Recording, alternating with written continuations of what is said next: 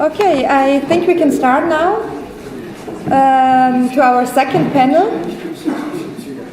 And I'm happy that still some of you are still here, not all, and some might have left, but I'm happy that you're still here, and I hope it's going to be an interesting discussion. And we start with Dr. Matthias Dubinsky. Dr. Matthias Dubinsky is senior researcher at the Peace Research Institute Frankfurt, and he's especially working on European security, regional security organizations, international justice, and humanitarian military interventions. Interestingly, political and scientific discussions about humanitarian military interventions are characterized through a lack of data. I did not actually knew that before I was reading his article. There is not much known about the total amount, and even less about the effects of these interventions. And together with a colleague, Mr. Dubinsky, his colleague's name is Thomas Gromes, he has been working to close this gap. Could you maybe elaborate a little bit on the project and your first findings? Yeah, it's a great pleasure for me to be here tonight and to introduce this project and tell a little bit about preliminary findings.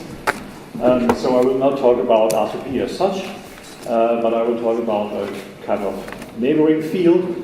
Nevertheless, I think what I have to say tonight also informs the R2P debate to a certain extent. Stephanie has also already mentioned that although humanitarian military interventions have been debated for quite a while and are so contested both in politics and in academia, we know very little about those interventions. And although there are major debates in endless books and articles on the legal aspects, on ethical aspects, on power political aspects. And although all those debates also touch upon the issue of effects, we know very, very little about the effects of those interventions. And that has already been mentioned before. There are only very few studies which look into the effects of humanitarian military interventions. Most of those are single case studies, and there are very, very few comparative analyses. Now, this lacuna is probably, as has been mentioned, is probably also due to a lack of systematic data. And we at the Peace Research Institute, we were not satisfied with this state of the art, and decided to compile a data set on all humanitarian military interventions since 1995. In the following, I will introduce the data set, I will describe the data, and I will discuss developments in target countries. So, what in the end are, in a certain way, might be called effects. The extensive literature on the topic suggests that humanitarian military interventions are a clearly recognizable subcategory of interventions. Yet defining this category and setting it apart from other types of interventions like classical peacekeeping or like disaster relief is not straightforward. According to our definition, humanitarian military interventions are characterized by 5 criteria. First, a state or group of states sends troops to another country. Troops are authorized to use force with the declared intention or aim to save strangers from a pre-existing violent emergency, irrespective of whether the intervention is or is not authorized by the government of the target country. Although operationalizing those criteria is quite tricky, I will spare you further details and go now directly into the data set and the data. Using this definition, we came up with a set of approximately 40 humanitarian military interventions. We qualify some as clear cases and others as border cases. The data set will consist of an interactive map, but then also of an Excel table and of case descriptions which document all cases and which justify in a certain way our coding decisions. So this will be a very transparent data set. We collect data on three broad issues. First, we look at the emergency in the target country, the emergency that triggered the intervention. We will look, for example, at the type of emergency, the conflict issues, and so on and so forth. Then we look at the intervention themselves. We look at who's intervening, at mandates, at troops deployed. We look at whether the intervention has been mutual or partial, that is directed against one of the conflict sides. And then, of course, we look at consequences. We try to figure out what could constitute success or failure. And most important, we look at the duration of emergency. That is, we ask whether the intervention stopped violence. And we look at the reduction or the number of fatalities and how the number of fatalities changed before the intervention and during the intervention. Now let me discuss briefly the data. One strong expectation is that interventions occur in regions where interests of powerful states are affected. Now, our finding confirms this expectation only partly. Most interventions take place in Africa, but the rest is distributed among all other continents.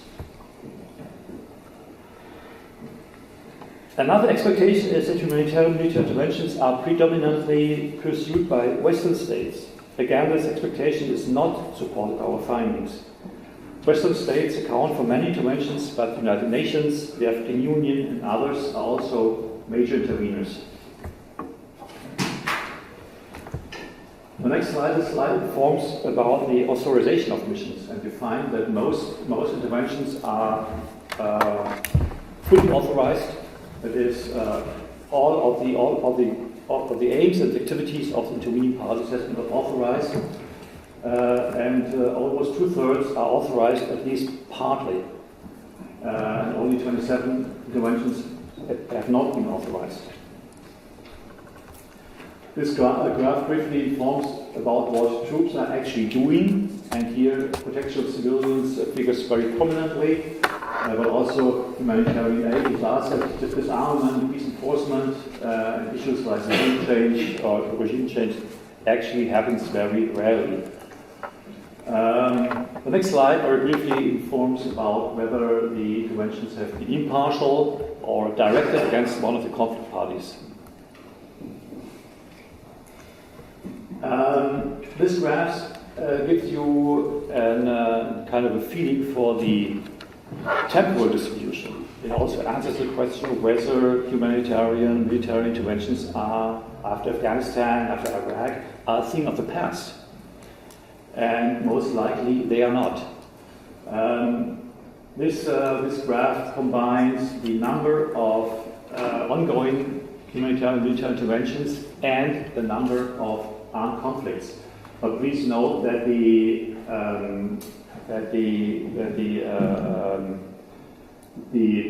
y-axis on the left and on the right side is not chosen in the same way. So the left y-axis shows you the number of ongoing armed conflicts, and the right y-axis shows you the number of humanitarian military interventions. Now let me turn very briefly to what might be called effects, but I would rather talk here about developments in target countries during and after the intervention, because we are not sure whether. No, we are sure that we talk only about correlations and not about causality. So the first question is: did the violent emergency end within 12 months after the intervention's beginning? So that's our first success criterion. And here we find that the emergency persisted in almost 70% of the cases. So that does not speak really in favor of humanitarian military interventions in a certain way. Second success criteria: did the number of fatalities decrease or increase compared with the humanitarian military interventions before, compared with the fatalities before the humanitarian intervention? And here we find that only in a very few. First of all, I have to say that it's difficult because we have a lot of missing data and we have a lot of ongoing interventions. So we can talk only about approximately, we're talking only about approximately 25 cases here. But of those 25 cases, we find that 3 or 4 cases we find an increase of violence, and in 20 cases we find a major decrease of violence. And here we talk about increase or decrease of 30% or even more.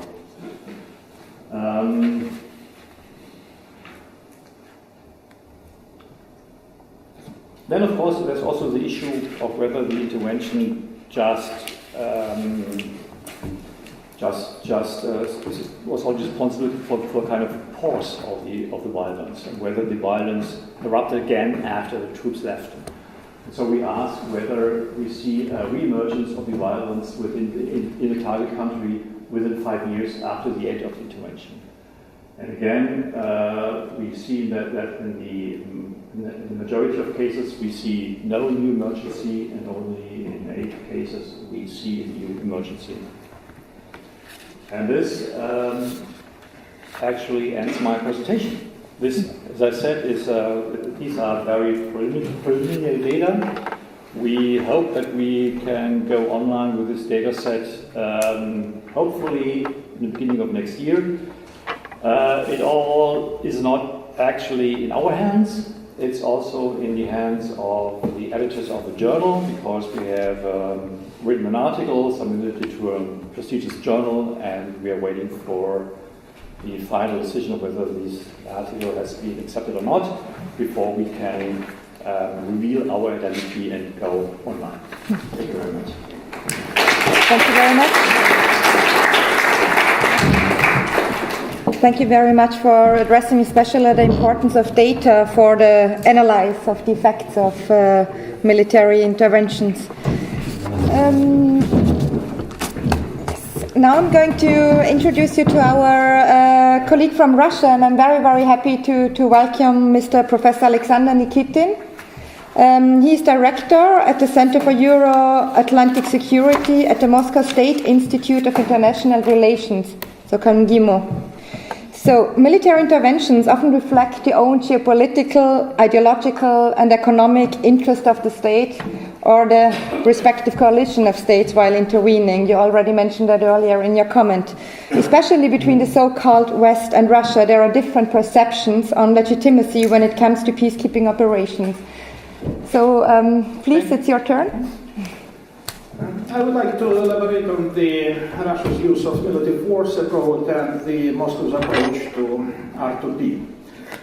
We cooperate with our colleagues from Germany, from Berlin, in composing each year this graph where we overlap all the United Nations operations, and on the top of them all NATO operations and European Union and African Union, and we constantly come to a number of 35 to 40 international organizations' intervention into conflicts every year on a parallel tracks.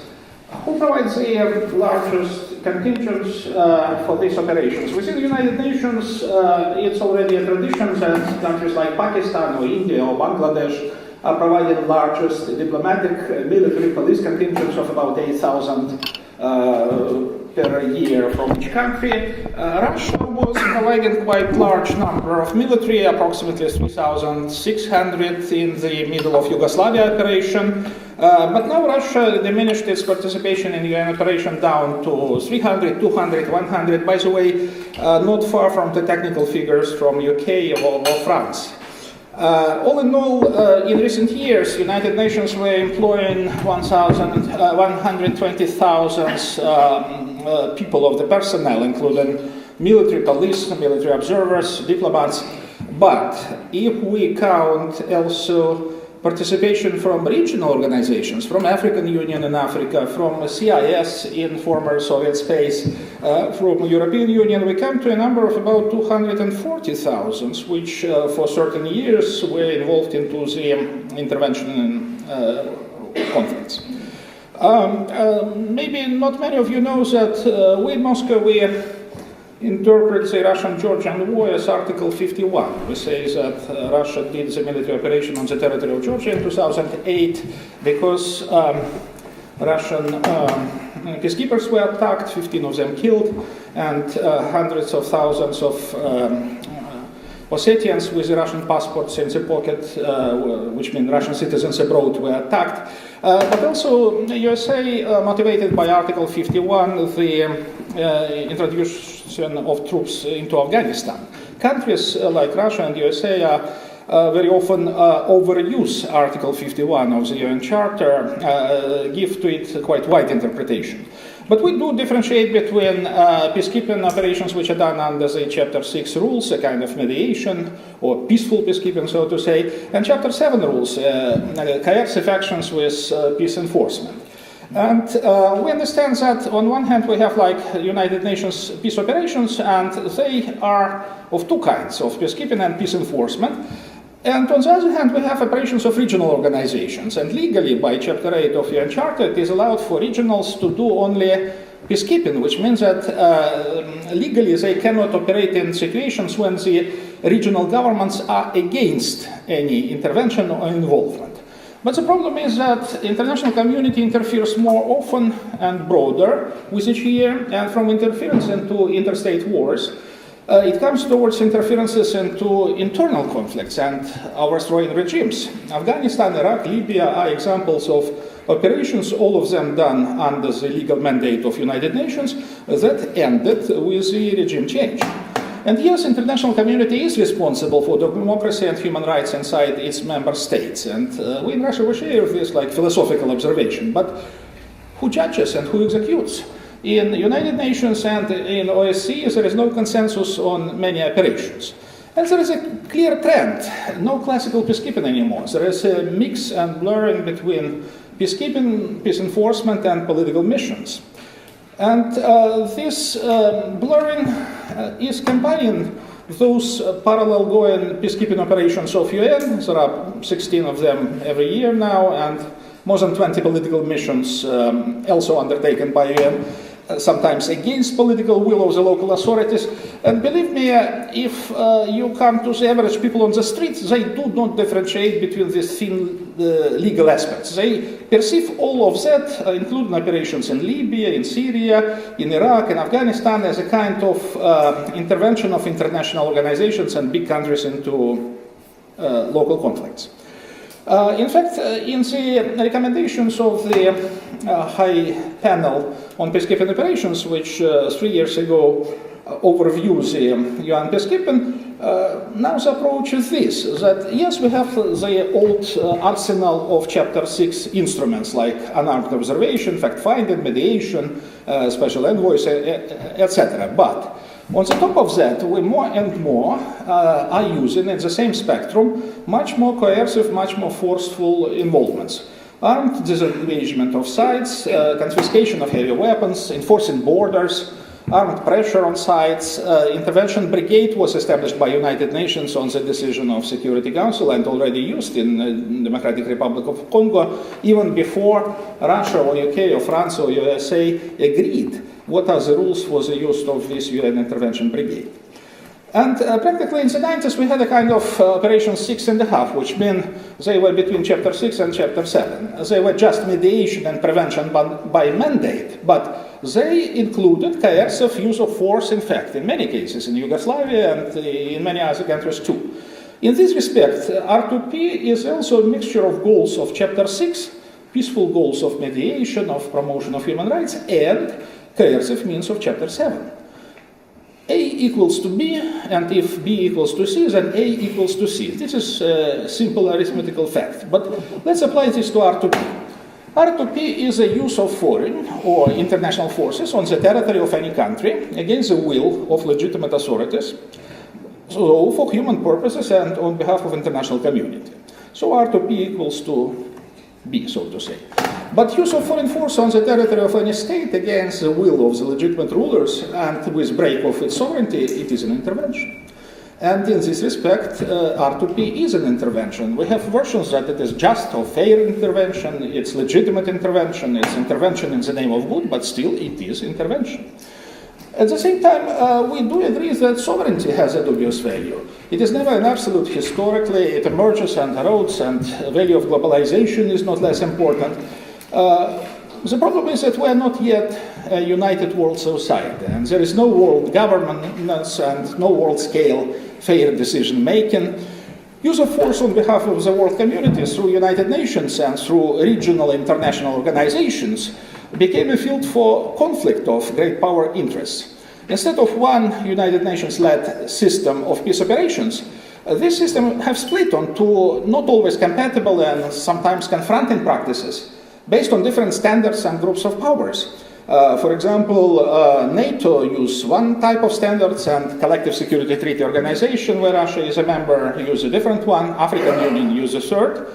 We have like two models of behavior of military on behalf of the United Nations. The first model is when we create a coalition of powers which is directly coordinated by United Nations. This is classical approach, but more and more often we see different approach when regional organizations like NATO or like European Union are taking responsibility for intervening into some conflict on behalf of the United Nations. On this graph we have like different international organizations, and you may see that many of them do on a parallel track. For example, OSCE has now approximately 15 parallel missions in 15 different conflicts, and African Union does 16 or 15 every year, and European Union has up to 25, which means that the intervention into conflicts became a very widespread international business. It's not only UN does this. For example, this blue line represents how many troops were given by nations to United Nations. But orange line represents how many were given under the banners of NATO during the operation in Afghanistan. And green line represents how many troops were provided by different nations to the regional organizations like African Union. So now we have a new phenomenon, Operation 7.5, between Chapter 7 and Chapter 8. They are done by regional organizations, as Chapter 8 suppose, but they are done with a strong coercive use of force, as Chapter 7 permits. Though Chapter 7 clearly says that if you use coercive force, if you do this against the political will of the legitimate rulers, you always need a UN Security Council mandate. One of the new tendencies in the work of UN is that permission to intervene is expected only from state authorities, not from the other side of the conflict, not from separatists, not from guerrillas, not from unauthorized armed groups. Another new tendency is that self-defense, which is a classical peacekeeping definition, is not only used for the physical self-defense of contingent. It is now used for so-called defense of the mandate. And that includes containment, that includes deterrence, that includes coercive actions.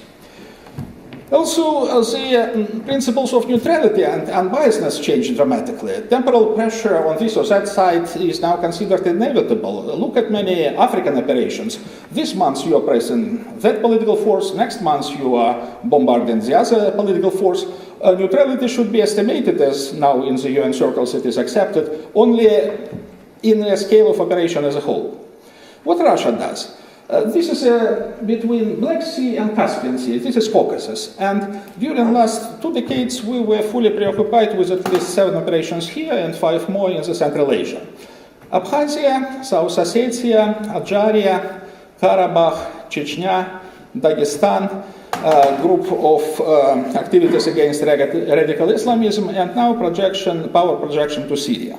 And if we jump to Central Asia, we also see a lot of technical use of military forces, the suppression of civil war in Tajikistan in the 90s, then ethnic clashes between Kyrgyzs, Tajiks, and Uzbeks in Fergana Valley area, then 2 revolutions in Kyrgyzstan, then overspill of weapons and narcotics from Afghanistan and Pakistan, which we were trying to stop through Collective Security Treaty Organization. So as you see, we had a very busy security and military agenda, very different from battling with NATO. NATO was a very normal Western flank. This was the real security concerns. And how about legality of these operations? For none of them we had United Nations full mandate, but according to Chapter 8, we had the regional organization mandate of CIS, Commonwealth of Independent States, for 2 operations, for Tajikistan and for Abkhazia. For 2 more, in South Ossetia and in Transnistria in Moldova, we signed interstate agreements with the President of Georgia, Shevardnadze, and President of Moldova, Mircea Snegur. And if we place onto the graph Western operations and Russian operations, we would see this, that the West initiated a group of operations in Iraq, in Afghanistan, in Bosnia, in Kosovo, and on 3 of them, Russia cooperated well with the West. For example, the best cooperation was on this Bosnian operation, when we sent 3,600 military paratroopers from Russia, and they, hand-to-hand with NATO peacekeepers, they did this Bosnian operation. This was truly a joint operation between Russia and the West. In Afghanistan, there is plus-minus because we didn't send soldiers to Afghanistan, but for 14 years we were supporting the so-called northern transport route of supply of Western operation in Afghanistan with everything except weapons through the Russian territory. And in Kosovo, we participated in operation for 3 years together with the West, together with NATO, and then withdrew when we realized that the political secession of Kosovo becomes inevitable. But we had our own group of operations which the West didn't support it. Tajikistan, Abkhazia, South Ossetia, Transnistria, and one more where Russia abstained, Libya, where we said, okay, try military operation in Libya. We are not sending troops, but we do not object politically. Try to do it. Syria, on which ground Russian troops are in Syria? Interstate agreement, interpresidential agreement, okay. And it's the same type agreement which USA has with Korea, with Taiwan, or with Japan regarding Okinawa, regarding American military bases in Taiwan, when one country is supplying military to the other for the official request of that country. Of course, now Syria is in extremely bad shape. Somebody should pay for it, for restoration of all of that. The civil war was extremely devastating. But anyway, definitely Russian participation changed the pace and stabilized the situation, at least to some degree. The Ukrainian case, very interesting. Regarding this Ukraine, Moscow does not use terminology of R2P, but applies comparable logic. We cannot leave pro-Russian separatists face-to-face with Kiev regime that will destroy them.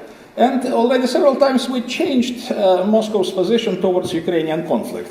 From the idea that it could be repetition of Crimean scenario, to the idea of a buffer state Novorossiya, then to reality of 2 separated, non-recognized semi-states, then to the Minsk agreements, where it is clearly 10 times stressed that LNR and DNR stay within Ukraine only with a little bit level of autonomy. And now a new suggestion of Russia, UN peace operation for Ukraine is welcomed. But where?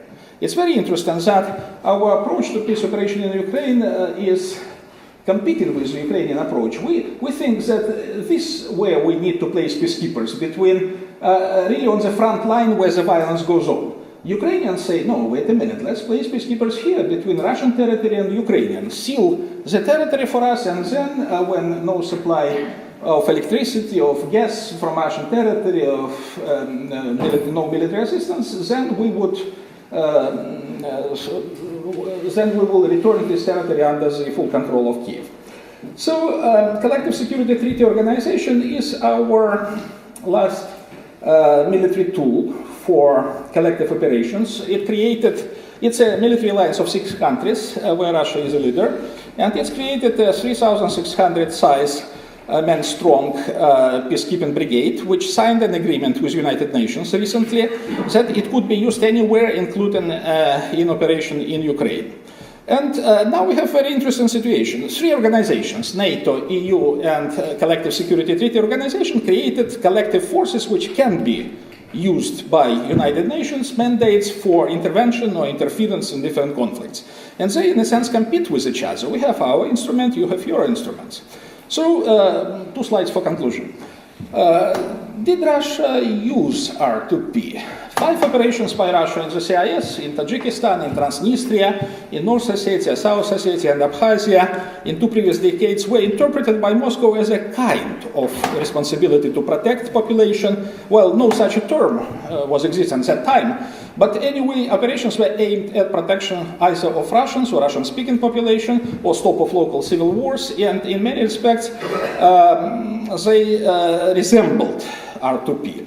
All operations were done with invitation or permission from legitimate authorities, and we understand that R2P is an emerging norm, not universally recognized. Russia never formally motivated its use of armed forces abroad by R2P, but in essence it used a logic of this emerging norm. So we understand that Eurasia is becoming a kind of R2P landia, which is confirmed by this very seminar, which still inspects this concept so many years after it was initially introduced.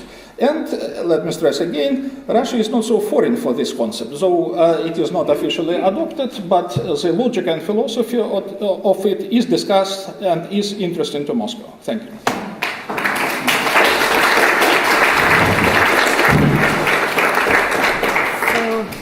Thank you very much. You talked about new tendencies of self-defense, the fragmentation of international peace operations, and contradictions between sovereignty and R2P in conclusion. And now we're coming to Ralf Jannik. I would like to welcome you. You're welcome. Ralf is a researcher and lecturer at the University of Vienna at the Section for International Law and International Relations. Ralf, after the Paris attacks in November 2015, France invoked for the first time the Mutual Defense Clause and attacked Syria. This intervention was and still is seen as controversial. What does this mean for the future of R2P in a European context? Yeah. Of course.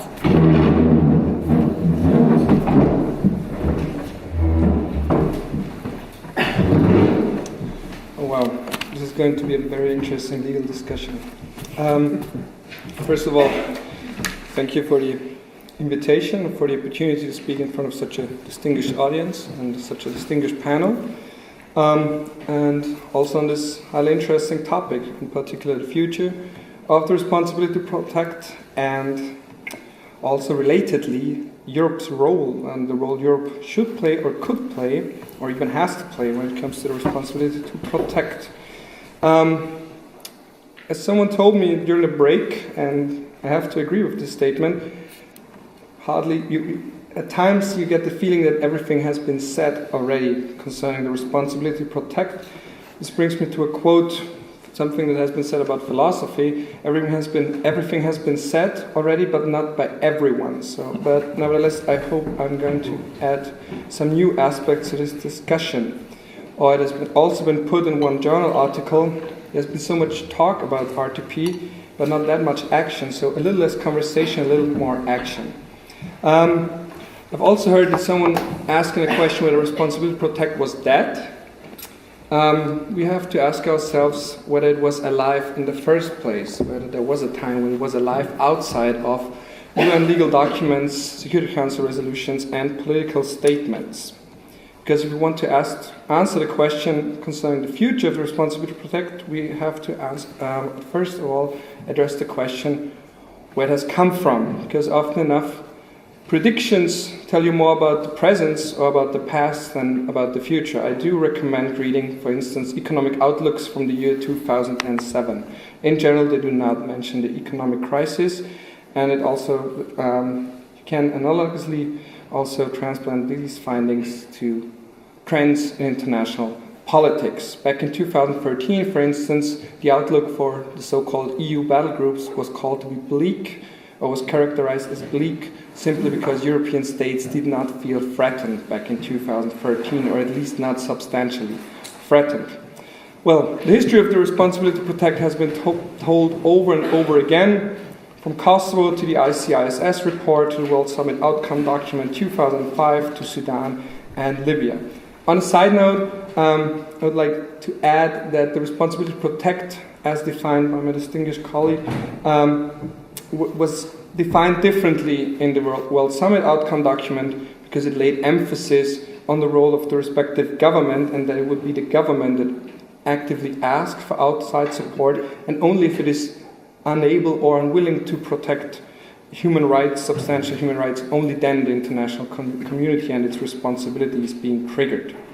However, I've already mentioned Libya, and Libya is often called somewhat the beginning, the heyday of the responsibility to protect the international community working together, but at the same time, what happened in the aftermath, often called as an abuse, for instance by Russia, also by China, for geopolitical purposes. Interestingly enough, then President Barack Obama said that it was up to the Libyan people to overthrow Gaddafi. He said that the US or international forces would not actively overthrow the regime of Muammar al-Gaddafi.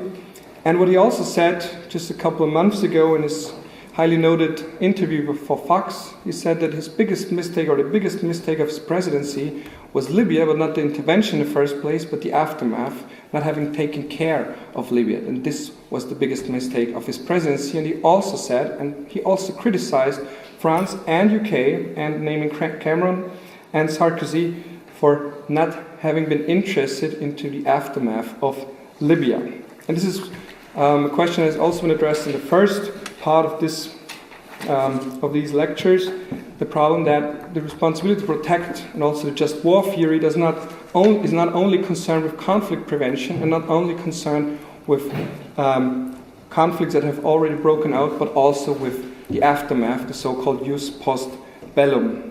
And make no mistake about that, the international community has failed when it comes to Libya. It is a failed state, or at least a highly fragile state.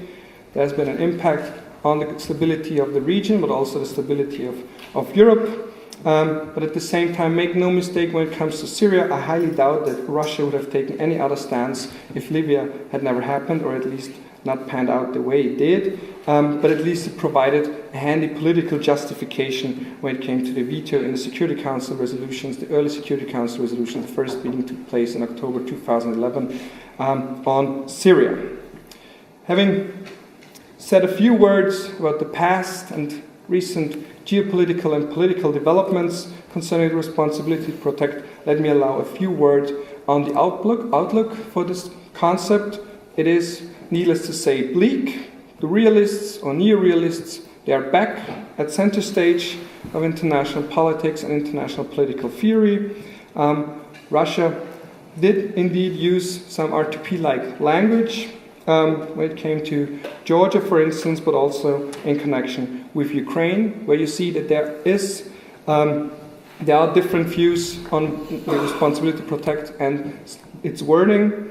And now, coming to the role of Europe, first things first, Europe itself has never actively acted or never actively been established as a peace enforcer. We do have the idea of a European army already back in the 1950s. Already Churchill advanced this idea, however little progress has been made.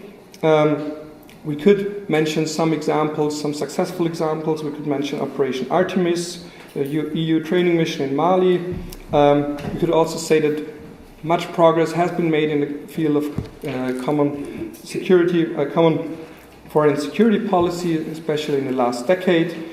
But, however, Europe is far from being a united player in a geopolitical or military sense.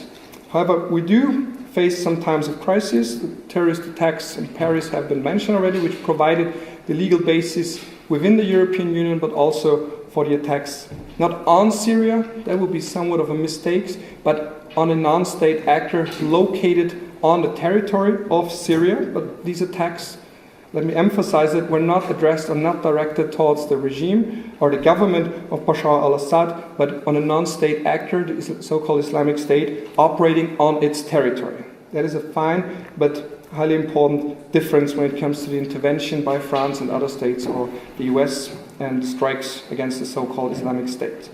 However, we are in times of crisis, needless to say. However, crisis also means an opportunity. I would mention briefly a few reasons for this opportunity. Trump pressing the EU and the EU member states or NATO, the European NATO member states to increase their budgets their spending on defense. Brexit means a new chance for the European Union to act in a unified manner for new progress in this field that has been lying dormant for a couple of years now. The migration crisis or refugee crisis also means that the responsibility to protect doctrine can be reawakened. Why is that? Because sometimes it is being said, or confusingly, something that the responsibility to protect means the absence of personal motives. However, that is not mutually exclusive. It can very well be the case that personal interests also do play a role when it comes to responsibility to protect, by establishing, for instance, safe zones or tackle the root causes of migration or refugee flows. And even although member states do still dislike the idea of an EU army, if you read documents ever since the headline goal from 2010, also if you look at the negotiation history, you will notice that there's always emphasis that this does not mean the establishment of an EU army. However, at the same time, you do see that these recent trends have also shown to be a new chance for developments on new progress in these fields. And unfortunately, now I'm coming back to the very first question, terrorism also shows that R2P is not a single concept, that it also does have some aspects relating to overall security threats, and sometimes terrorist threats or security threats do merge with human rights concerns, as it was shown by the case of the so-called Islamic states. Having said that, I would like to thank you for the attention. I'm looking forward to a very fruitful discussion. Thank you, Ralph.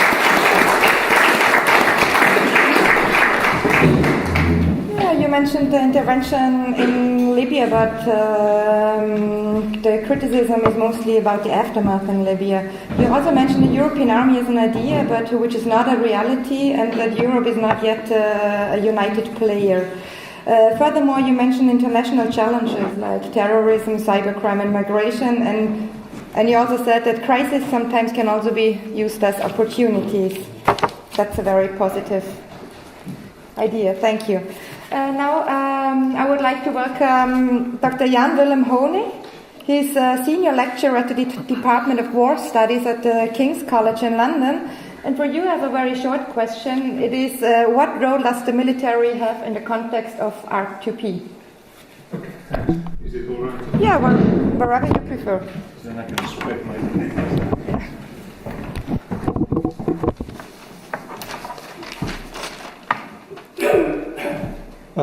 Thanks also for the invitation. I'm from the Department of War Studies. That sounds menacing.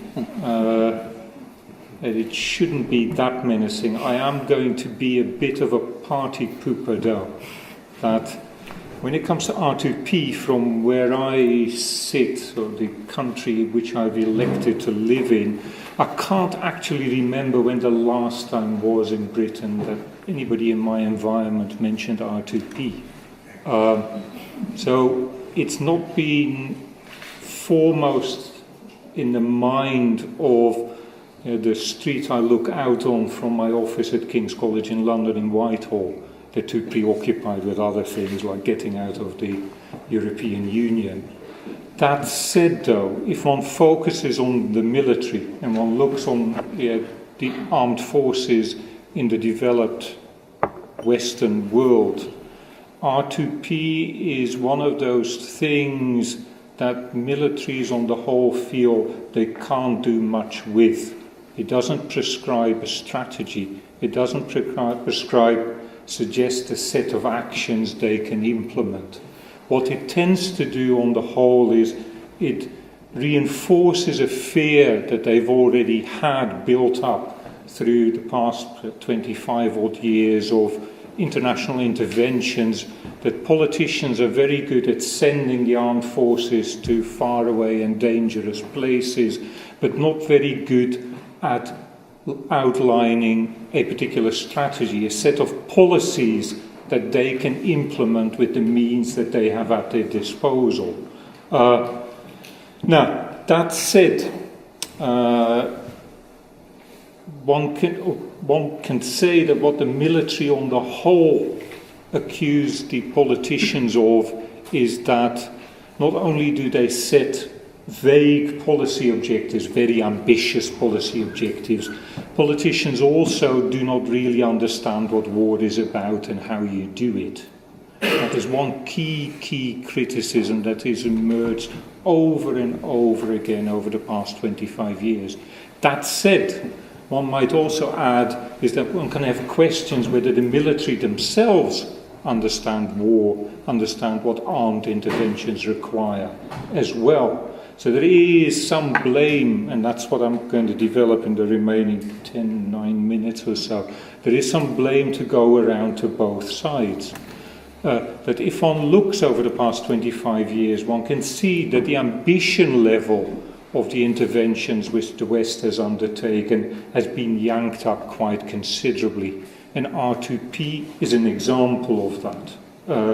That what started with peacekeeping missions, interpositions between countries at war trying to maintain ceasefires, what became peace support missions, what became ultimately operations to effect regime change, are examples of a yanking up of political ambition without a desire on the part of Western governments to really make available the means that were required to really not simply effect regime change, but also what came afterwards, which has alternatively been called state building or nation building.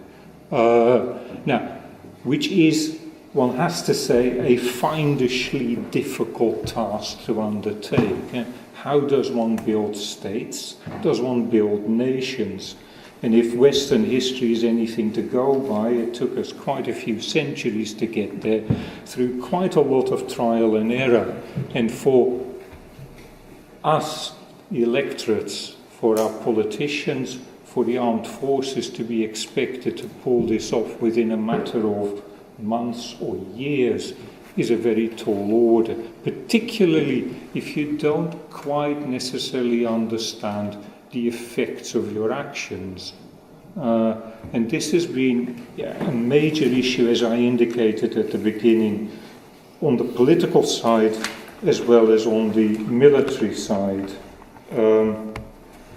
That politicians understandably have sort of been worried about the cost of nation building, of interventions that were effective, that the investment one needed to make in terms of forces, in terms of other resources that had to go in, have really been substantial.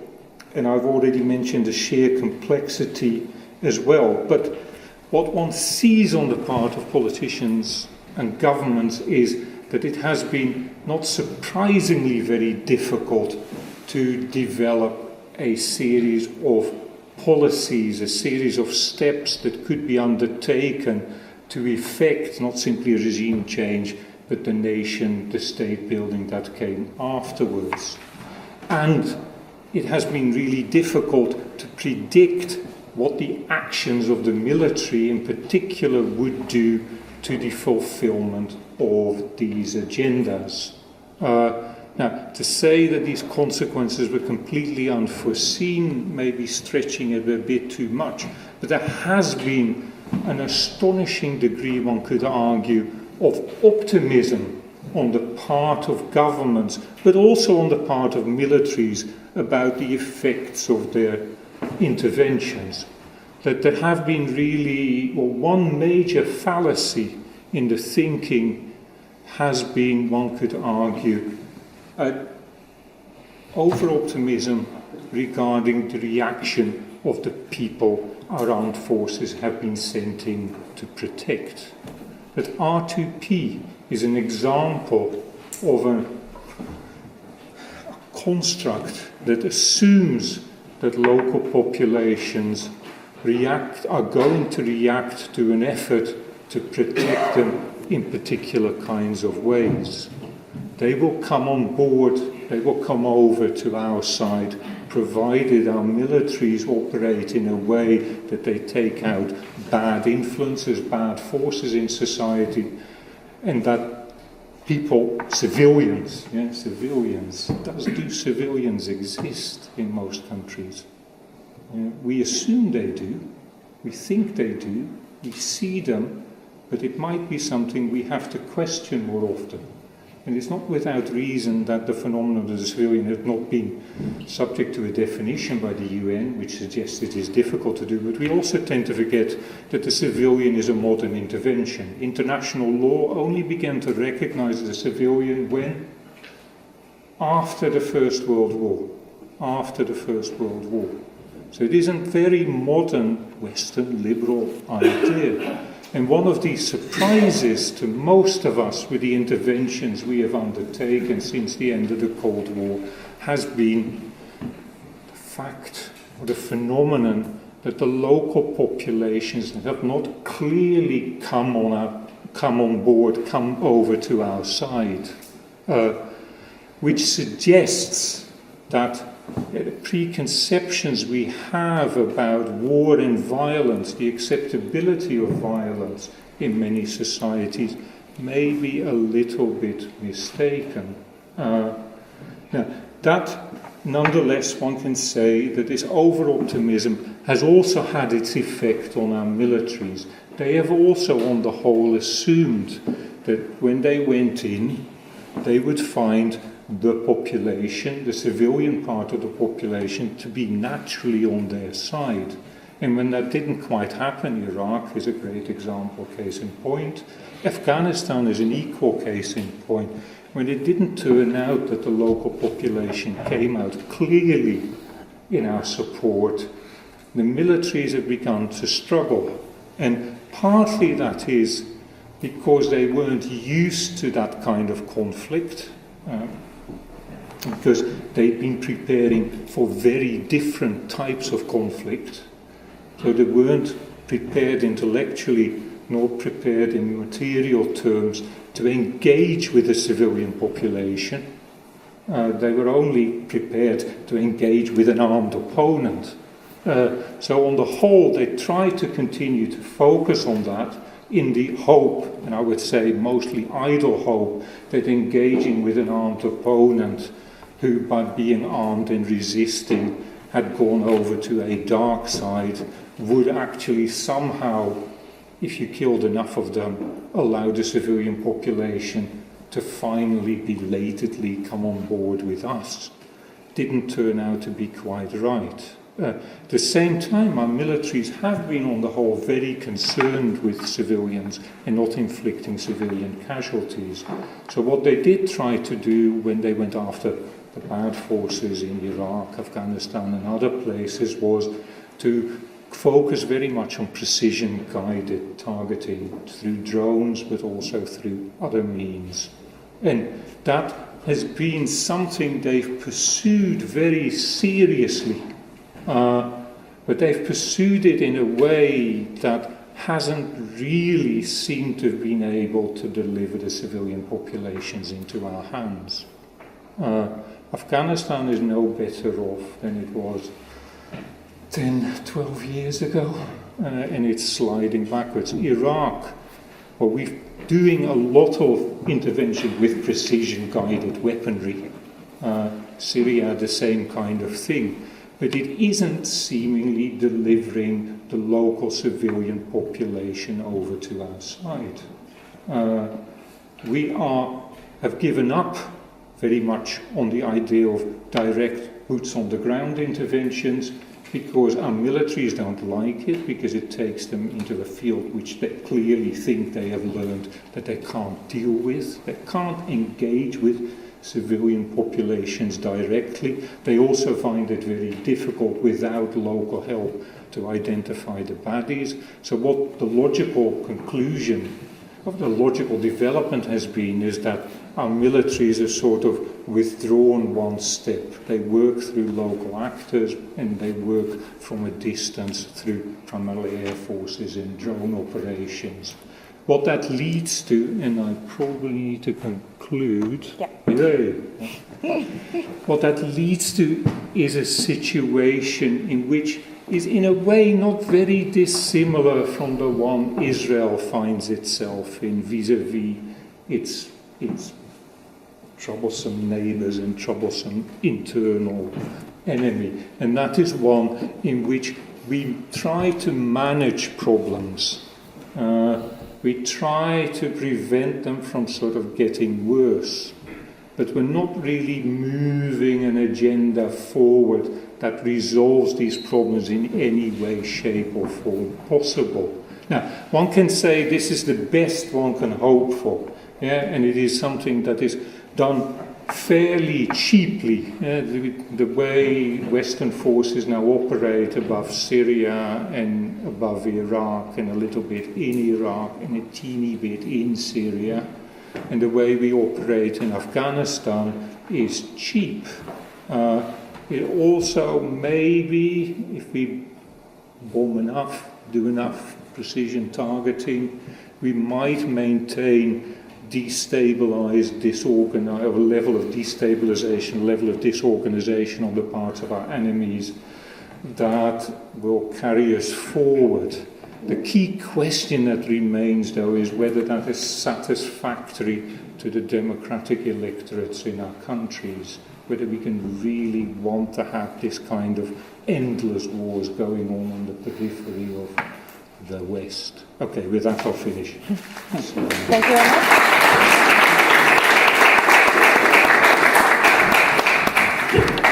Thank you very much. You put a great emphasis on understanding the effects of actions and also on the different preconceptions about war. Another very crucial point was the ambivalence between the perception of the local population on the one side and the military on the other side. So thank you very much. It was very interesting. Last but not least, I would like to welcome Markus Gauster. He's a researcher at the National Defense Academy Vienna at the Institute for Peace and Conflict Management.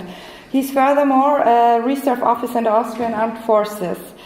Mr. Gauster, Austria is also active in foreign operations in the context of protection of civilians. It does so militarily, but also via civilian means.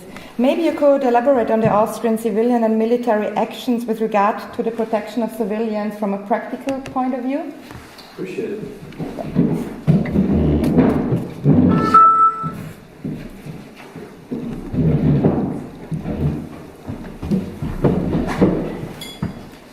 First of all, thanks for having me, and thanks for this intensive efforts to finalize this book.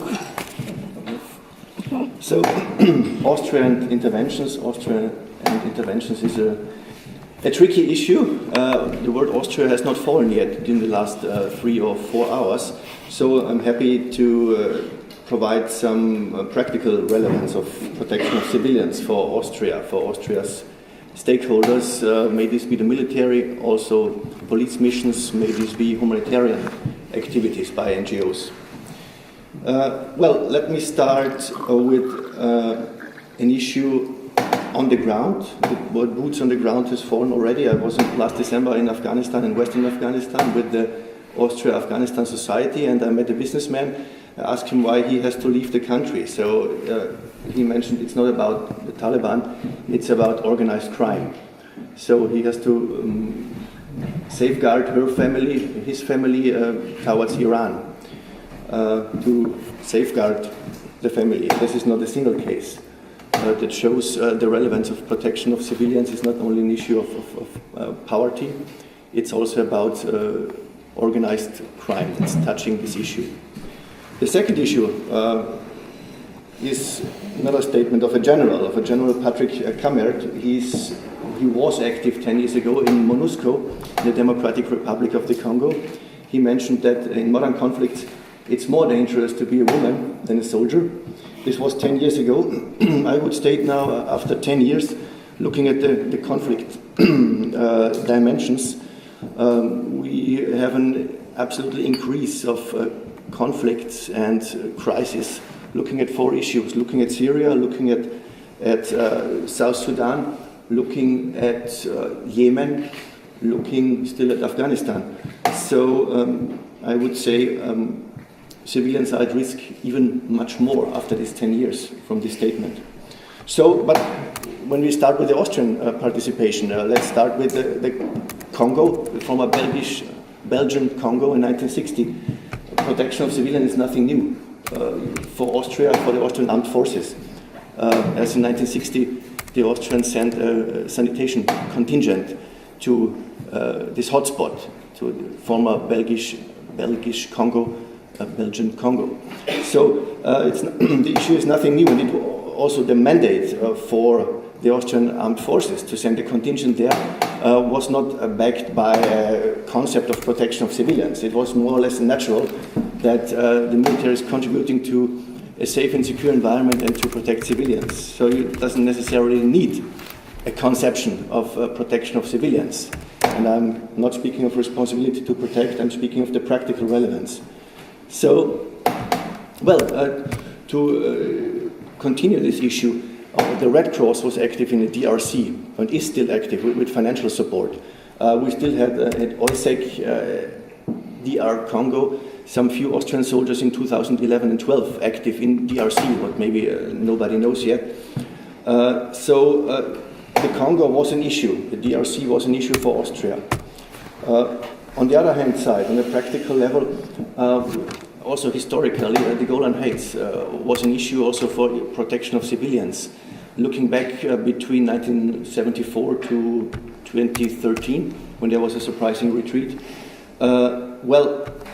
Austria had some liaison and monitoring teams there in the disengagement zone. So Austria was also contributing to identify the needs of the population. It's also some kind of a humanitarian task, but of course, here you have a classical mixture of the task of force protection, but also the identification of the needs of the local population and to protect them in various issues. So, as I mentioned, it's nothing new yet. And I also can add with UNIFIL, as Austria has a contingent at UNIFIL, where UNIFIL in Lebanon is prepared for major disaster operations and has standby readiness force there for up to 2,000 soldiers if there's any major disaster happening. So also this I would include in a broader definition of protection of civilians.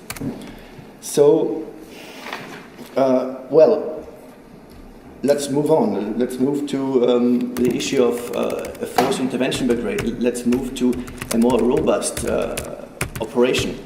Is this a case for Austria? Looking back, looking into the Democratic Republic of the Congo, where you had a force intervention brigade, obviously that's not an issue for Austria to provide or to be able to provide robust forces to physical protection of civilians in some kind of DRC scenario.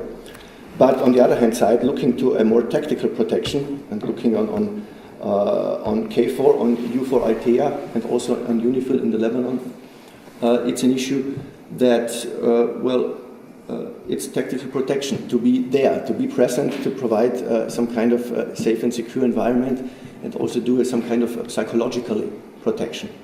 So, you see that protection of civilians is not necessarily linked to a certain conception of protection of civilians.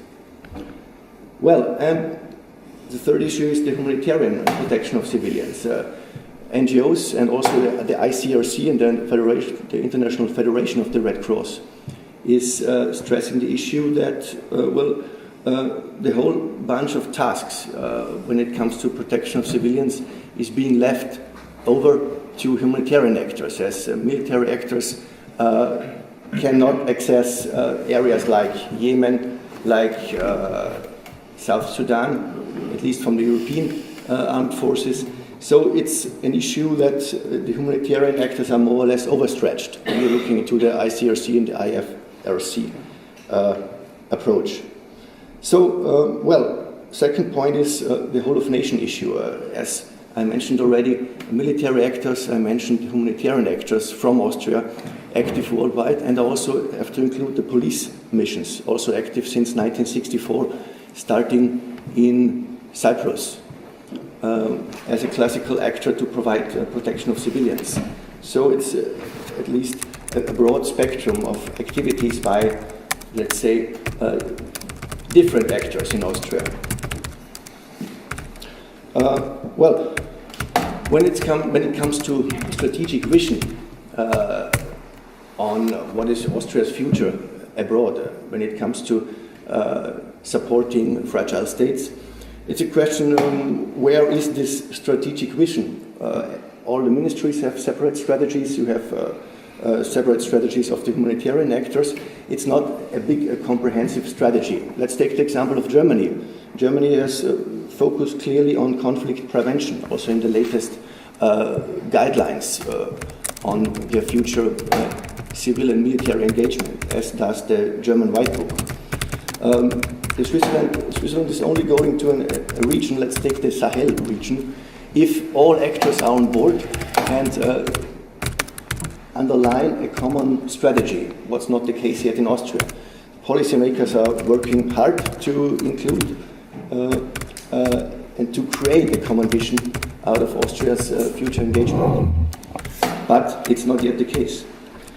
Well, but looking into protection of civilians from a military way, I think it's gradually losing relevance. And we also had somebody stressed it today, I think Mr. Platzer, who said R2P is dead. What about protection of civilians? Is this conception also with regard to 1894, is it really dead? I would say it's still alive, and it's an issue that we see that lots of activities are being done by the military, but also by the police and humanitarian actors to protect civilians in these regions where Austria is active. So let's look a little bit forward when it comes to future engagement. Libya, the word of Libya has fallen several times. I would say if there's any chance to bring Austrian actors together in some kind of whole of nation activities where humanitarian, police and also military actors are working together, let's say in a coherent way, Libya can be the trigger in the future. We have already 2 missions. There's the EU Border Assistance Mission active in Libya. There is UNSMIL from UN, classical UN political mission active. So if there's any lead nation ready to go to Libya, I would say there's room also for an Austrian participation. This lead nation may be Italy, that is very interested in going on this mission. Maybe this is another trigger for Austrian armed forces, as now the Bundesheer has around 1,100 soldiers abroad. In times of the Golden Heights, until 2013, there were up to 1,500 soldiers in peace operations. So there's some room to maneuver and also to engage probably in Libya. The issue is maybe more legitimated with the migration crisis and maybe not to a certain extent with protection of civilians, but that's a highly political issue, and it depends also on the security situation if all of Austria's whole of nation actors engage there. So, well, number 2, when looking forward, I would say that physical protection of civilians is being done also in the next foreseeable futures by countries of low and middle income. It's not an issue for Western countries. It's too risky, very simple, too risky for military actors to send personnel there. Also, Mr. Honig has also stressed the issue of the character of foreign interventions. And of course, it's a question of is it an intervention to support weak governmental states? Is it an intervention to support weak security sectors, for example, in Mali? One has to differentiate, as also Mr. Dubinsky has done it clearly. So I would say for Austria, one future venue is to support weak security structures. Let's look to Mali, what's already the case. Let's look to the European capability missions, where Austria is also engaged. Let's look to Western Africa as a whole, where Austria is active from the foreign ministry and also from the defense ministry. To provide expertise concerning training.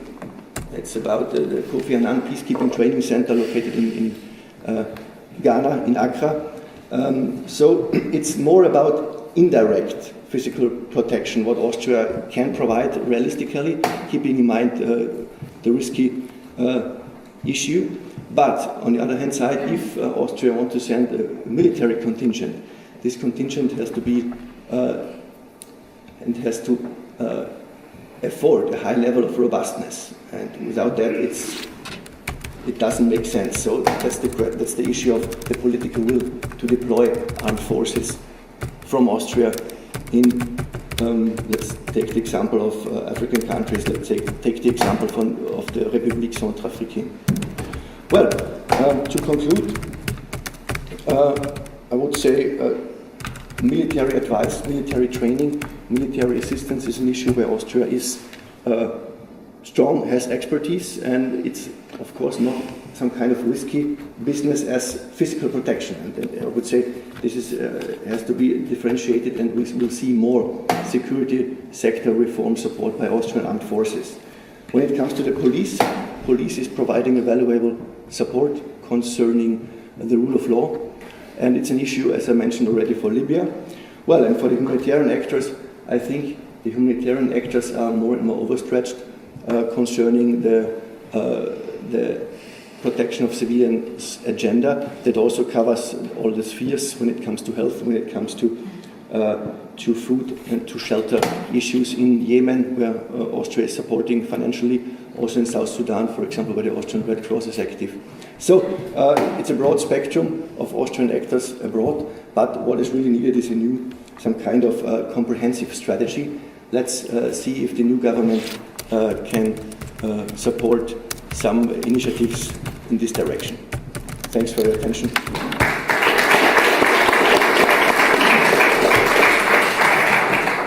Thank you very much, Mr. Gauster. It's interesting. Austria obviously has been very active since the 60s, and you also said that unfortunately civilians are more at risk than 10 years earlier. It is very important to identify the need of local population, which is partly done by military, but also partly by civilian actors. And you also mentioned International Red Cross, as well as NGOs and humanitarian actors. And I think this is to what it is concluded, that we need a comprehensive approach in order to protect civilians.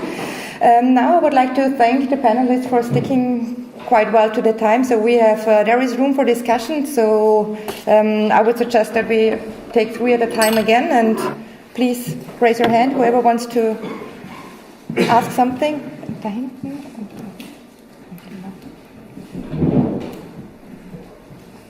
Yeah, maybe you can already start, Heinz. Thank you for the excellent presentations. We have some empirical evidence now that the responsibility to protect works are now. Here's microphone switched. Funktioniert das nicht? Da drücken, da. Yeah, it's the same. I have a couple of observations very briefly. Matthias showed us the should protect Mr. Lutz. Poor Heinz. That was not really that was not violent, right? So Matthias showed us that violence can increase after you have a military intervention. That's why the report distinguishes between humanitarian intervention and responsibility to protect. One reason, because I supervised the doctoral thesis and from a person who worked at the UN in Somalia, and he found out that whenever humanitarian aid came in by the UN, violence increased simply because the clans would fight over the goods there. So you might define it, Markus Gauster, as organized crime, but you have to take this into account as well. So responsibility to protect is not the same as providing humanitarian aid, so that's one reason. The second, we should not confuse the 2 Iraq missions. The first one in 1991-2 was based on a UN mandate, but because the UN mandate did not include regime change, they stopped before overthrowing Saddam Hussein. And the second one, when Saddam Hussein was removed, there was no UN mandate. So So we should not confuse these two missions. The third one, I would say, regional organizations of the United Nations are not replacement of UN Security Council decision. If you read Article 8 of the Charter, regional organizations have to, after an intervention, after they become active, they have to go back to the Security Council. So that there's no thing that a regional organization can avoid the Security Council. So that would be a pretense to say, I have immunity from the regional organizations.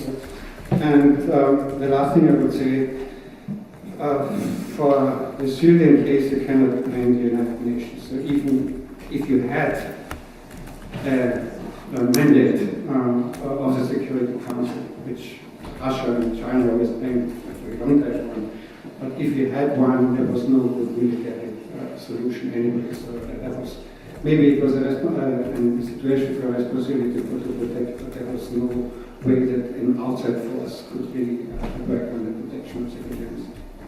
Thank you.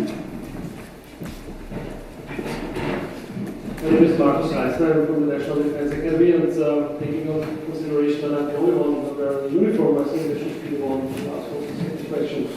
First of all, I would say Austria has an interest, a strategic one, it's Balkans, so there is a lot of investment in that way. Second, maybe 1,000, 1,500 is not much, but we have almost 1,000 soldiers in addition along our borders, so that's 2,000, and compared to the size of our army, that's quite a lot, because if we take, for example, all European countries, we have the 8th place when it comes to sending troops for. But the thing I would like to ask is the following. You refer a little bit to the people in all these countries. I mean, I served in Afghanistan under General Richards, which I'm sure you know. Was in Iraq, and I was in Africa. But the problem is, we're always talking about their civilians, but there are no their civilians. They are not the Libyan civilians, they are not the Afghan civilians, they are not even the Iraqi civilians. Because after the regime change in Libya, what happened? We unleashed the Libyan tribes. What do we have in Iraq? We have the Kurds, we have the Sunni, we have the Shia. And in Afghanistan, we have the Sikh, Uzbek, Hazara, Pashtun tribes, whatever it is. Right? A long time when I talk to one of them, they will say, well, I'm a Sunni Arab, but the Kurds, they're the bad ones. The same they will tell you when you go to Arbil. Now, currently, when it comes to the point what's called Kikuk and so on. So the problem is you cannot be impartial, even as a social. Because all the time, when you do something, when you bring some kind of effect in the field, it is in the favor of one of those civilians. And as I said, they're not their civilians, they're different civilians. So the question is, how can we actually overcome that problem? Should we at least maybe try a little bit more investment into see, okay, what kind of people are living there? Should we come up with some more planning? Because when it comes to the point of militarism in the region, it's always a success story. Only one situation where the military was not successful in the beginning of the operation. Every time the regime was changed and things like that. Afterwards, when they were asking the questions, General Richards, for example, in Afghanistan, I said to commander, the British one, okay, what should we do now? Who should we assist? Pashtun tribes against the Taliban, Tajik, and so on and so on. This is the question. Actually, we would like to have an answer from you as a military soldier going to Mali next year. Thank you. Thank you.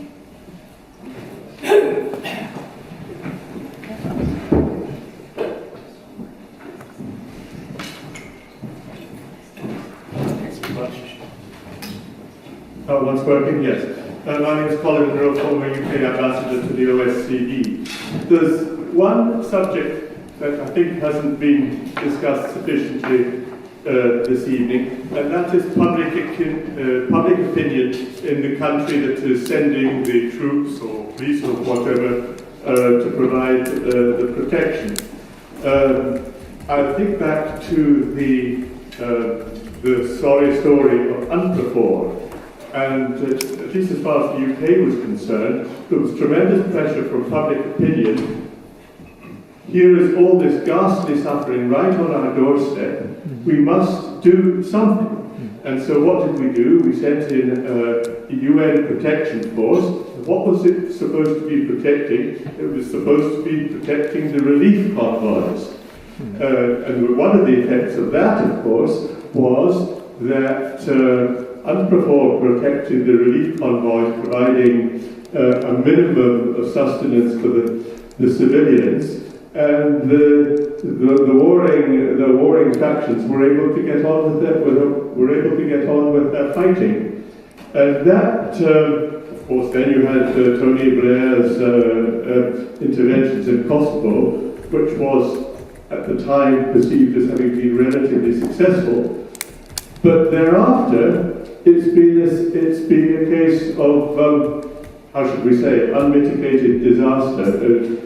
The Second Iraq War destroyed someone who had otherwise been a relatively successful politician, Tony Blair. Libya, a mess, and Syria, of course, there was a failure. David Cameron couldn't get his vote through the House of Commons. And you see, the British people are very proud of their armed forces, and the idea that they would fail is much resented, and the politicians who send them in get blamed. One intervention was mentioned briefly, and that was Sierra Leone, and I think that case can be described as in fact, a successful use of military force to stop this ghastly fighting. But in fact, the decision to intervene was taken by the commander on the spot, contrary to the instructions he'd had from Whitehall, and only afterwards was it perceived to have been a successful operation. Thank you. Yeah, briefly, there have been many interesting issues. Just to mention, the one issue I want to take up from Ambassador, maybe to Mr. Horney, what kind of interventions would you see as successful, especially in the state building issue? And are there certain patterns or certain elements you would advise any government who does an intervention what to follow? First of all, it is a question of information. I mean, did the intervening forces in Libya have information about the structure of Libya, the tribal structure of Libya? Did they use it? So the question is, what kind of information from the beginning, and then of course the pattern after? What is the relationship between the military and the civil intervention? We had it also in Kosovo. The people just came back from Belgium, from the security forum, where they discussed the whole situation in Kosovo, and ILEX mission, other missions, and failures there. So I think also this question, when is it was mentioned by you also, when is the transition from the military to the civil side taking place, and how it should take place? The second question is to Professor Littin.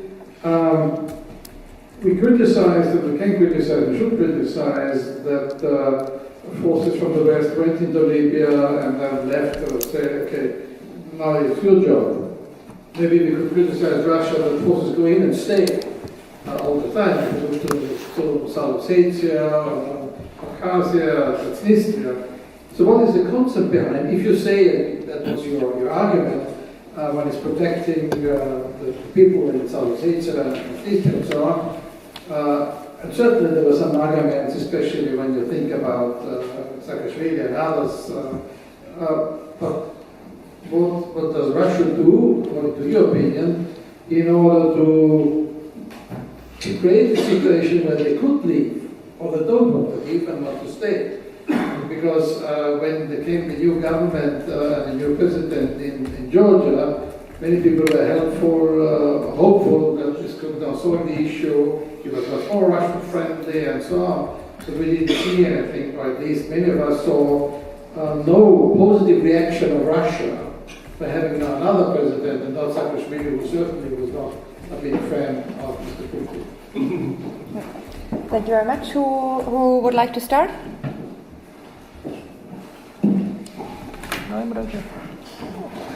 Mr. Horney? You're looking at me, so...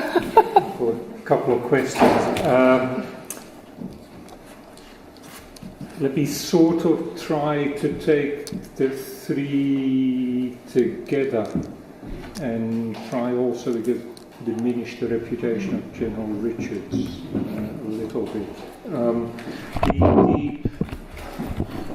What you suggest is that one of the things we should do is take sides. We might as well decide to go with one or the other. I would be a bit hesitant about that and sort of remind the audience or resurrect an idea that came up during the conflict in the former Yugoslavia, where it was suggested that we should be impartial, but we should not be neutral.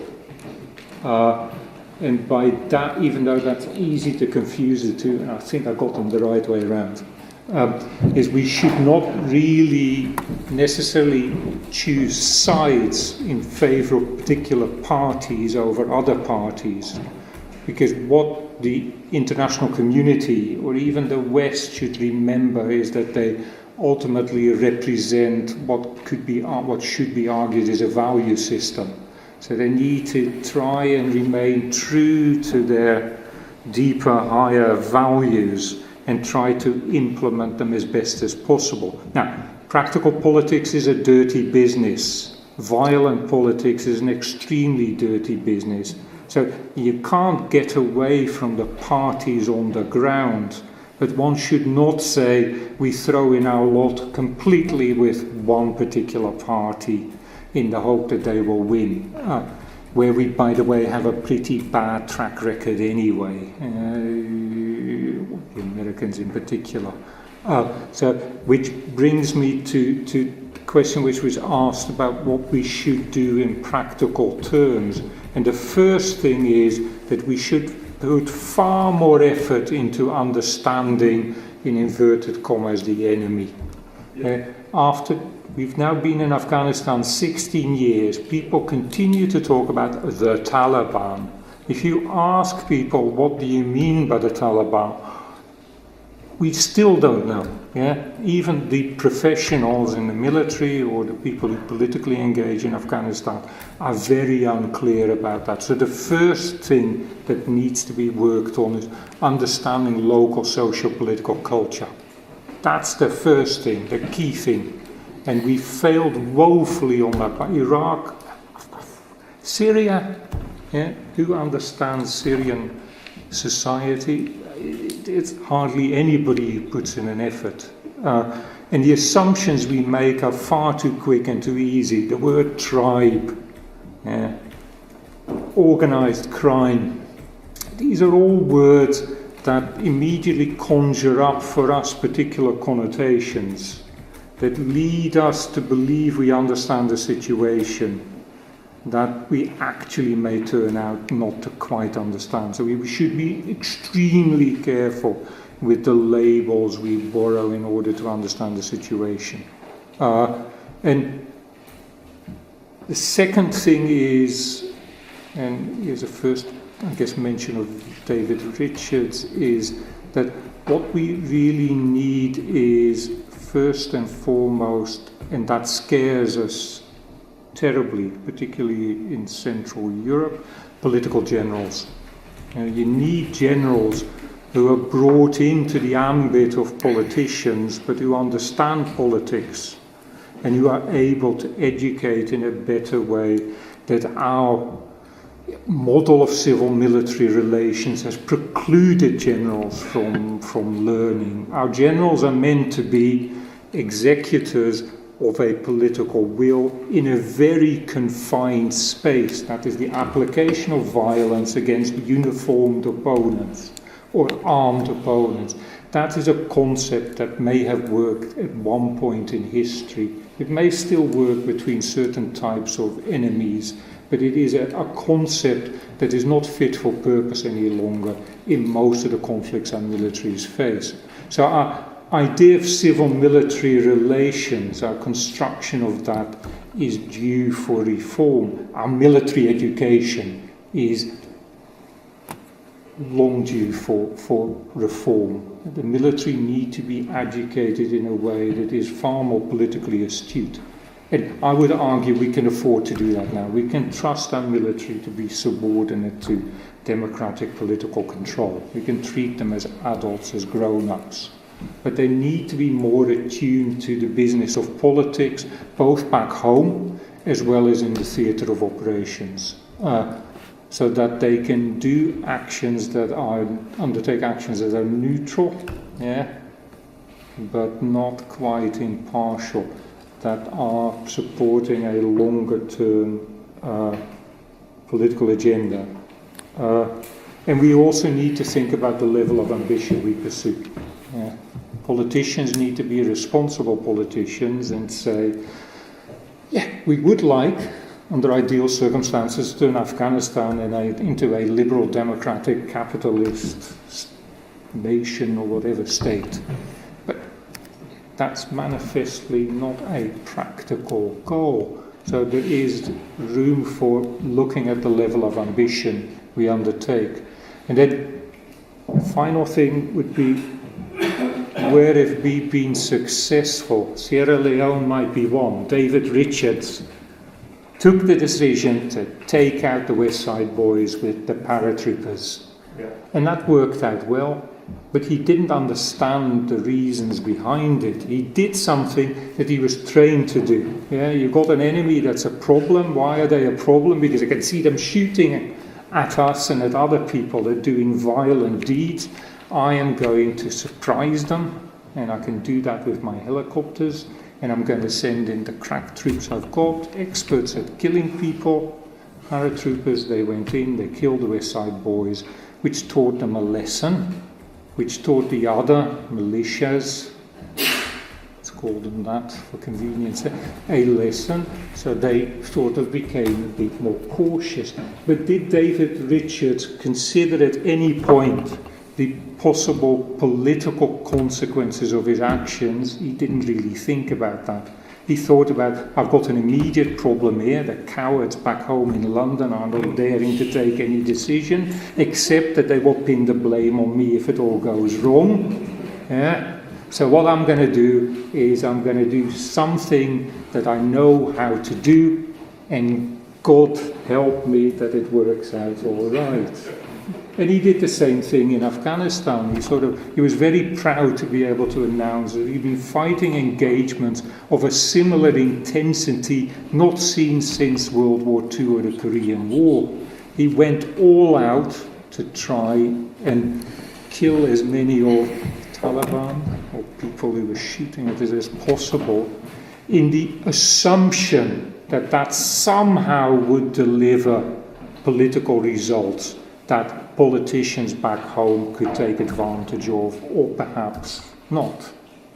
He did not have much, well, I can say that here, I can say that back home as clearly, he did not have much of a clue about the possible political consequences of his actions. He just operated under the assumptions of a traditional officer. You kill your enemy, you create political opportunity, which politicians, diplomats will know how to take advantage of. But that's not something I should be dealing with. So, Thank you. Mr. Nakit, and I guess the question about Russia was for you. Well, three questions. All content of these debates convinces me that there are a lot of similarities between the problem in the Western peacekeeping and Russian operations.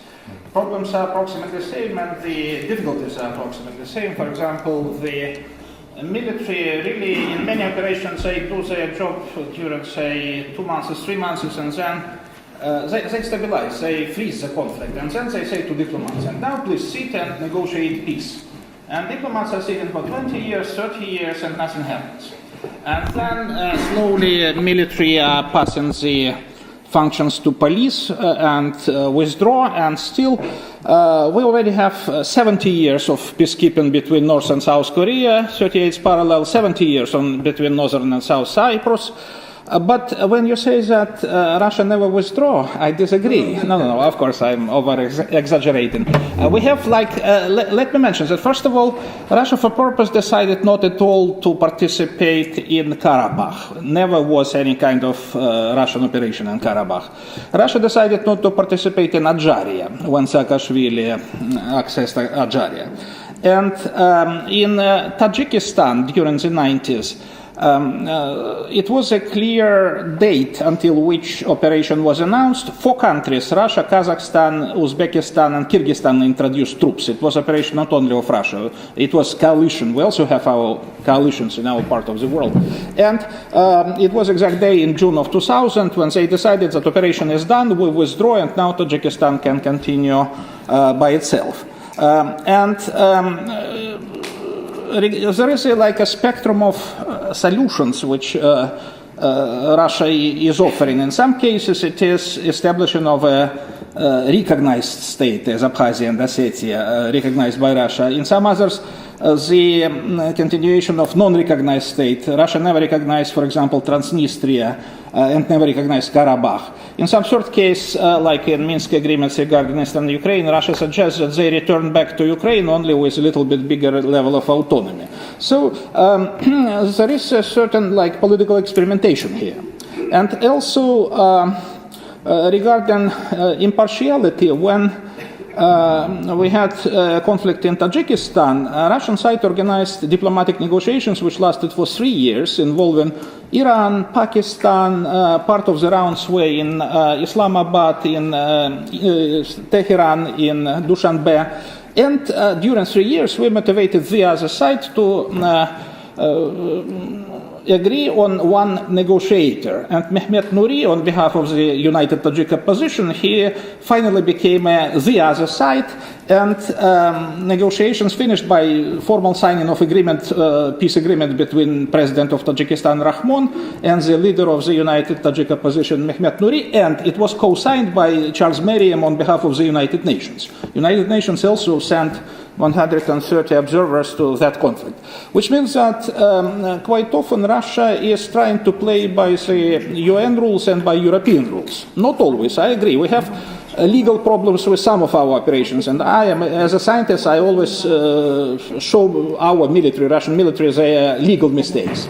But we also see these difficulties with legality of some Western operations. You rightly noticed that the operation in 2003 in Iraq was done against the veto which Russia and China imposed in the United Nations, and still operation was done. India was against, China was against, Russia was against, France and Germany were against, but UK and USA still went. And after they took Baghdad, by the way, Russia withdrew veto and said, okay, now for next 10 years we participate together with you in settling the political new Iraq. So there were several cases when Russia was 180-degree changes position in the UN. First being against operation and then supporting the West in this operation. This is why, let me wrap up on this. In fact, we are part of the same business, but as I said in my presentation, we have 2 branches, two brands, so to say, of various peacekeeping operations, and our standards and our principles are not too far from European, and our mistakes are also not so far from yours. Thank you. Dubinsky? We actually coded 3 Russian interventions as humanitarian. We coded the intervention in Moldova and the intervention in Tajikistan as border cases, and we coded the intervention in Abkhazia as a clear humanitarian intervention. Yeah, so that's just a side note. I wanted to react to 3 questions or comments. First, the relationship between regional security organizations and UN Security Council mandate. I mean, of course, in an ideal world, all states would perceive the Security Council and its members as guardians of the common good. Problem is they not always do that. If you look, for example, at the debates within the African Union, they feel very much the fate of their brothers and sisters at their heart. And if they perceive that the Security Council is not acting neutral, unbiased, and as a guardian of the common good, they will take the fate in their own hands, like it or not. So, if we are not able to reform the Security Council in a meaningful way, the Security Council will lose legitimacy and other actors will step in, whether we like it or not. Second point, public opinion. Of course, public opinion is the major causal mechanism between that actually triggers humanitarian interventions in a certain way. So we shouldn't underestimate that. And last point, what we see is that many interventions obviously fail. Some succeed. And what we should know, or what we should try to know, is whether there's a pattern. Is it all luck? Is it a chance? Is it a coincidence? Or can we identify patterns? And that's what we are trying to do. And hopefully we can in 2 or 3 years we can. You know that you come back. Yeah. Do you want to add anything? Everything has been said. Okay. Mr. Geister, do you want to add anything? Yeah, when it comes to room for improvement for Austria and also for Austrian armed forces, the microphone. Let's start with the military issue. Of course, when it comes to principles, it's always important to have a clearer mandate. It's about sufficient robustness when it comes to protection of civilians, to have a credible, robust force active in the area of operations. But it's also about the subordination of national interests. So the question is where to apply support and where to apply protection from the military side. On the political level, I would say, looking at the issue that, Austria could provide, together with other smaller states, for example, an alternative for a credible R2P system. As we heard today, R2P is dead, disability dead. It's in the smaller states have a massive interest when it comes to support the humanitarian agenda, but also the international humanitarian law agenda. So I think there's room for improvement. Austria could support self-sufficient UN troops for providing protection of civilians. Now we are on the protection of civilians agenda. I think this is a very important issue to overcome the blockade in the UN Security Council. Austria needs to be, of course, can be more initiative when it comes to rapid reaction, when it comes to the political will to send rapid reaction forces to immediately support civilians in need. So, I would say the relevance of protection of civilians for Austria is determined by its willingness to deploy in risky areas. But this is a political issue, and as I have stated at the very beginning, it cannot be expected to be deployed in high-risk areas in times of non-intervention, what we see now. And the last point is, I would say, that it's very important for protection of civilians to increase police forces. So Austria has a long tradition, since 1964, as I've stated.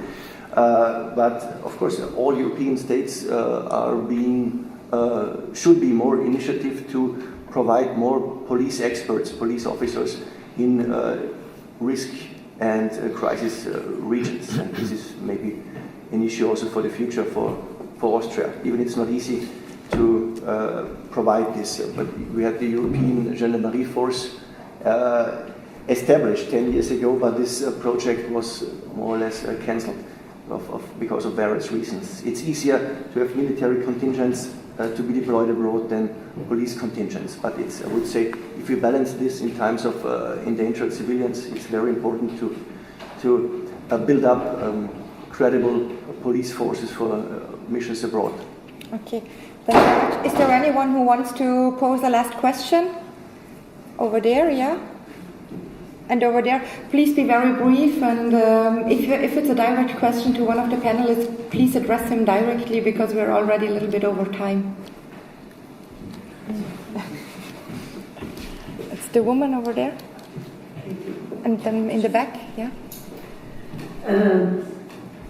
Maybe it's mainly directed to Mr. Honig, but I'm happy if anybody can tell me why was the Iraqi army not disarmed when the Americans went in. I mean, I remember, I'm old enough, I remember in 1945, Austrians and Germans, they had to surrender all the arms. I don't remember to whom, but there was disarmament. Is that a strategy from the government or from the generals, or did they not no longer remember what was done in 1945? They were all retired. Thank you. Please. You have to press it, it's not on. Oh no, maybe it was. So I will take a few minutes just to talk about intervention from Syria.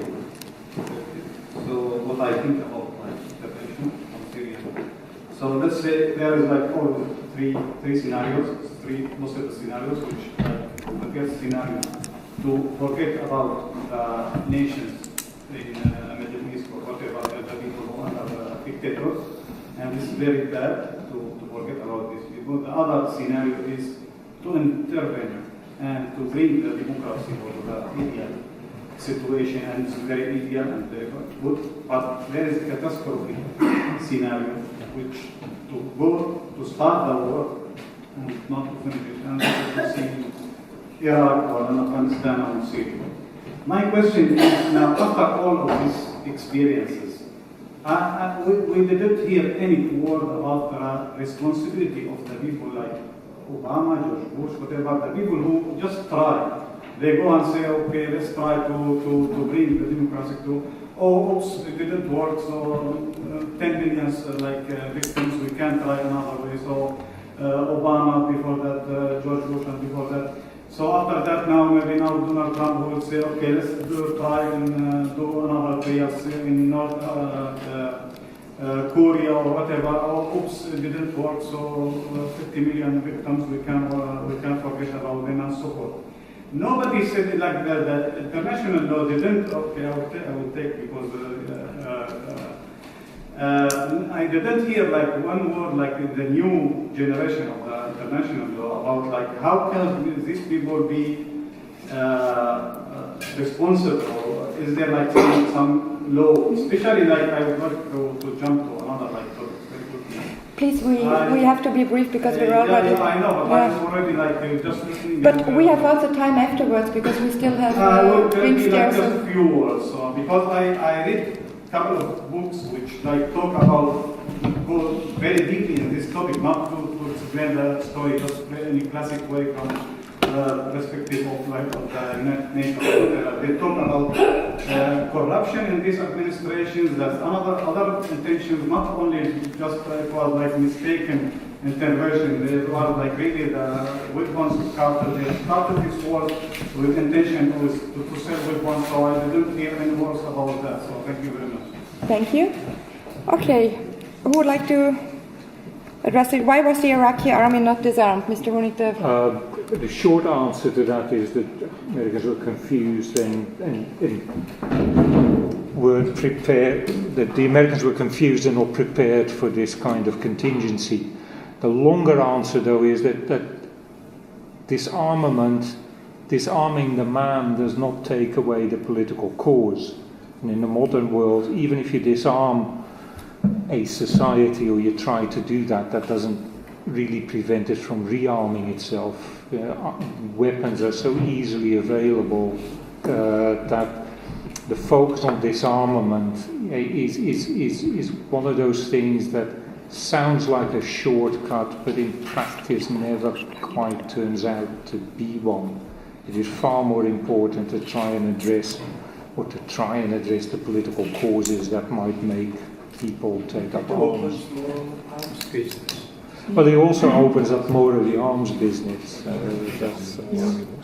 But disarmament efforts, demobilization efforts are great, but practice doesn't really work. Okay, maybe the question about the responsibility of, for example, Obama or Bush. Ralph, take one. Yes, and if I may, I would just briefly like to add something on disarmament. As we all know, the de-Ba'athification, so the removal of soldiers that were installed during the last years of the regime of Saddam Hussein eventually led to the emergence of the so-called Islamic State, because former officers then took high-ranking positions within the structure of the so-called Islamic State. So that would be an example not of disarmament going wrong, but of removing personnel going wrong and having unintended consequences. And about the criminal responsibility question, from the perspective of international law, there are three answers to this. First of all, you would have international criminal responsibility, which is obviously a non-issue because you would need the jurisdiction of the International Criminal Court, which is not given in this case because they're not parties to the Rome Statute of the International Criminal Court. You would need a resolution by the Security Council, which is also a non-issue because of the veto power. Then you would have the domestic jurisdiction of their respective states, the ALC commissions, and then also in the Chilcot report, for instance, and in the UK. And last but not least, you could have the address them via the concept of universal jurisdiction. There you would need some brave judges or prosecutors, but for instance, if it helps, now that you want some responsibility, criminal responsibility, as far as I know, George Bush and Dick Cheney are convicted war criminals in Malaysia, so they should not travel to Malaysia, at least. Okay, thank you very much. I think it was a very, very interesting discussion also. I would like to thank the panelists and also you it was a very long day after a very long weekend.